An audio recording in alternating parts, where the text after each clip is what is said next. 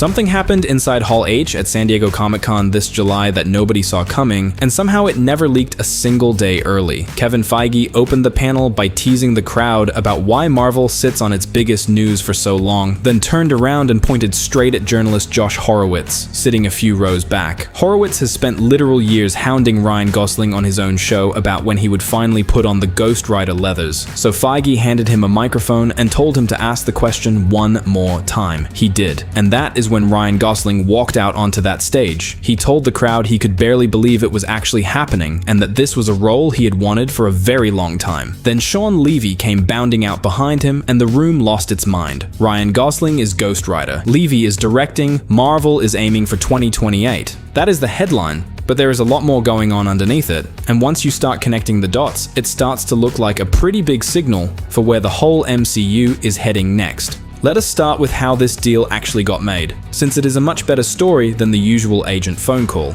Levy revealed that he and Gosling had been quietly riffing on Ghost Rider ideas during downtime while shooting their other movie together, Star Wars Starfighter, due out next May. Disney owns both Marvel and Star Wars, so the two franchises sharing a director and a lead actor at the same time is a nice little bit of corporate symmetry. At some point, Levy basically decided they should stop daydreaming and just go for it. Feige backed that up, explaining that Gosling did not show up simply asking for the part. He showed up with an actual take on who this version of the character should be, and that pitch is apparently a big reason the studio greenlit the project when it did. This was two guys building a pitch between takes on a completely different franchise, then bringing it to Feige themselves. And honestly, this has been years in the making. Gosling first floated the idea publicly back in 2022, and when Feige got wind of it on the red carpet at that year's Comic-Con, he lit up, talking about how amazing Gosling is and how he would love to find him a place in the MCU, joking that the guy was out there dressed as Ken on Venice Beach filming Barbie and still pulling more press than movies opening that same weekend. Keanu Reeves was publicly campaigning for the exact same role around that time too, saying he had wanted to play Ghost Rider since he was 10 years old. So for a while, it genuinely looked like a two-man race between two of Hollywood's biggest stars. Then last year, while doing press for Project Hail Mary, Gosling went on the Happy Sad Confused podcast and admitted that real discussions had happened with Marvel, though he called it a complicated situation and said he was keeping hope alive. He even got asked about the fact that his own partner, Eva Mendes, already played the female lead in the very first Ghost Rider movie back in 2007, and he joked that he was just glad one of them got to do it. It is also worth remembering that Gosling has real range for this. His recent output has leaned comedic and quippy, think The Fall Guy and The Gray Man, but Drive, Blade Runner 2049, and Only God Forgives prove he can absolutely carry a gritty, violent thriller when the material calls for it. Timing-wise, Gosling is stacked right now.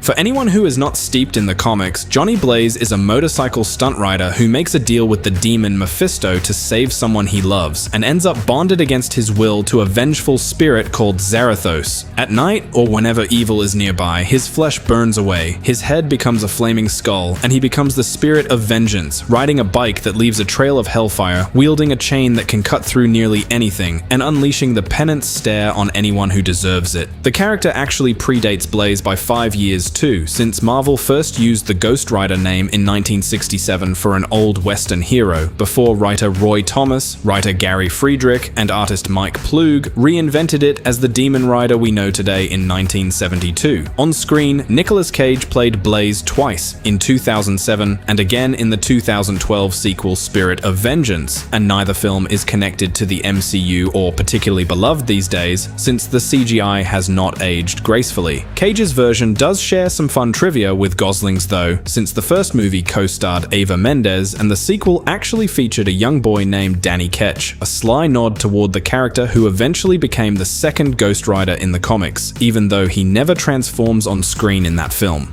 Cage himself has since moved on to playing an entirely different corner of the Spider-Verse, starring as Spider-Man Noir in a live-action series over at Sony, so there was never really any question of him coming back for this. The MCU has technically already had a Ghost Rider on screen too, since Gabriel Luna played Robbie Reyes for a season of Agents of S.H.I.E.L.D., but Gosling is the first to bring the character into Marvel's main film continuity. Tonally, Ghost Rider sits on the darker side of what Marvel usually offers, closer to Punisher or The Boys than anything web-slinging. And Marvel clearly is not shying away from that kind of material anymore. Daredevil Born Again picked up an 18 rating in the UK, and Levy himself directed the extremely R-rated Deadpool and Wolverine, so there is a real chance this new movie leans into the intensity rather than softening it for a wider audience.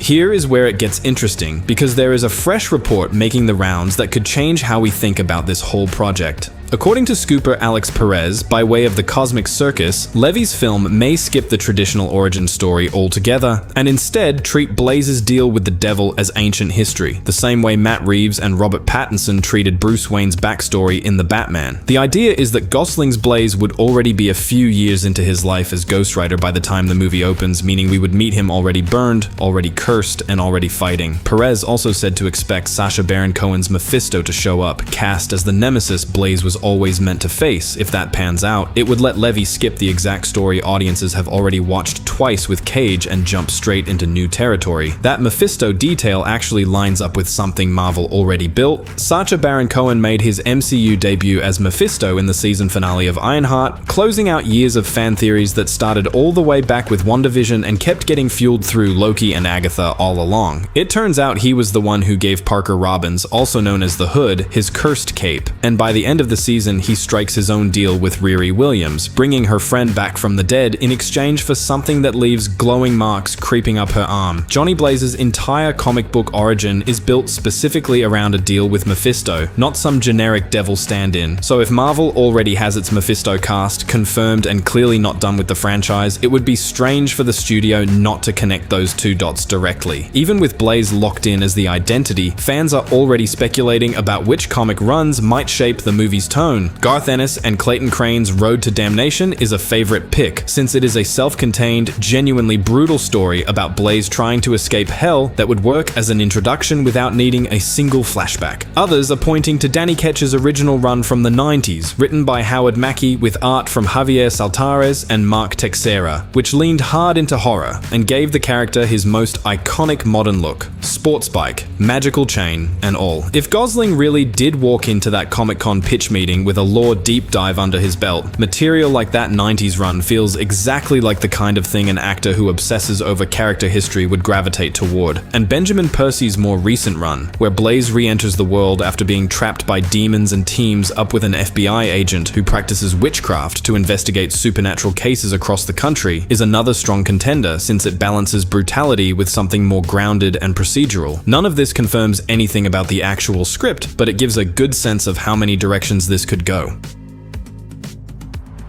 All of this ties into something Feige has been saying for a while now, which is that Marvel deliberately slowed its output to fix a quality problem. He told Empire that when quantity gets too high, everyone involved ends up spread thin, and Marvel did not want that anymore, especially with something as important as the Avengers on the line, calling Secret Wars a setup for the future as much as a climax in its own right. Look at the actual calendar and it is a dramatic pullback. Spider-Man Brand New Day already opened this past summer, Avengers Doomsday lands this December, and Secret Wars is the only Marvel movie release scheduled for all of 2027. On the streaming side, Vision Quest, the final chapter of the story that started with WandaVision, arrives on Disney Plus this October. Add it up, and that is only 4 new pieces of MCU content across a 2-year stretch, a massive slowdown compared to the non-stop output Marvel used to deliver across theaters and streaming combined. Marvel is also developing a new take on the X-Men during all of this, though a release date for that project still was not announced at Comic-Con. The clearest proof that this quality push is real is what Marvel has been willing to cancel outright. Wonder Man got axed after just 1 season on Disney Plus, despite already being renewed for a second. And in late July, Marvel officially confirmed that Mahershala Ali's long-delayed Blade movie is dead for good, 7 years after it was first announced at Comic-Con back in 2019. Ali did not hold back either, pointing out publicly that Marvel had him under contract with plenty of money to spare. And if the studio had really wanted to make it happen, it would have. Feige has admitted in the past that he felt like a failure over how Blade fell apart, saying the studio simply could not get the script to a level it felt confident putting into production. That is the same quality bar Marvel is clearly applying to everything else on its slate right now, Ghost Rider included. Once Secret Wars wraps up the current saga, this younger, mutant-led team is expected to become the true centerpiece of the MCU for years to come, the same way the Avengers have been for the last 2 decades. Put all of this together, and a pattern starts to form that Marvel has not spelled out directly.